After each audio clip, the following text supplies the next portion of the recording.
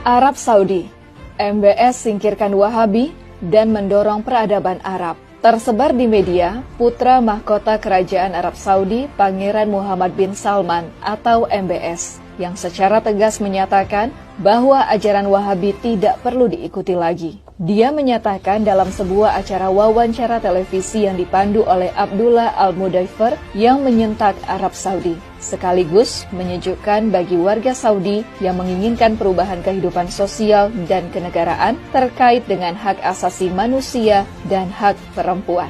Bin Salman memberikan jawaban jelas ketika ditanyakan tentang ajaran Wahabi. بأنه النفط سوف يتكفل بكل احتياجاتنا في المملكة العربية السعودية. Ketika kita berkomitmen untuk mengikuti ajaran ideologi tertentu atau cendekiawan tertentu, ini berarti kita mendewakan manusia. Bin Salman menambahkan, tidak ada aliran pemikiran yang tetap dan tidak ada orang yang sempurna. Kita harus terlibat dalam interpretasi teks-teks Al-Quran yang berkelanjutan dan hal yang sama berlaku tradisi-tradisi yang diajarkan Nabi. Lebih lanjut, MBS memberikan pencerahan yang sangat jelas tentang Al-Quran dan tradisi yang diajarkan Nabi sebagai pedoman yang mengedepankan kemanusiaan. MBS menyatakan bahwa dunia mengikuti hukum yang jelas yang mengatur kehidupan manusia.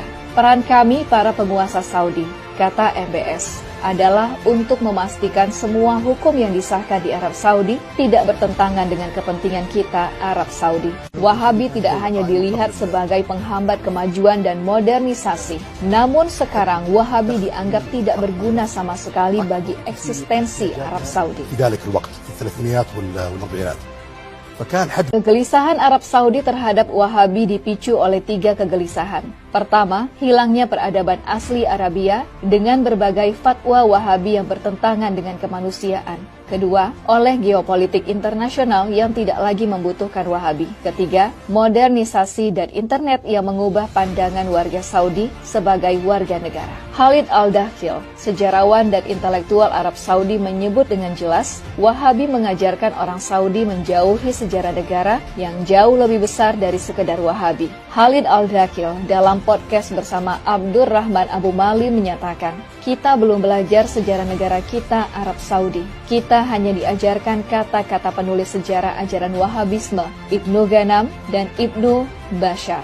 Dan sampai sekarang kita masih menjalaninya. 6 يناير أشبعوه الأمريكان كثير من الكلام. كلامهم صراحة ما قيل في الإعلام الأمريكي 6 يناير في الولايات المتحدة. أنت تقصد Saudi Arabia didirikan berdasarkan aliansi untuk membangun kekuasaan antara Muhammad bin Saud dan Muhammad bin Abdul Wahab pada tahun 1744.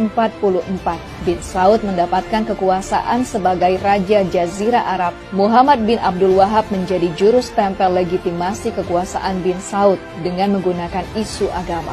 Sejak saat itu, Saudi Arabia dan ajaran Wahabi menjadi satu kesatuan.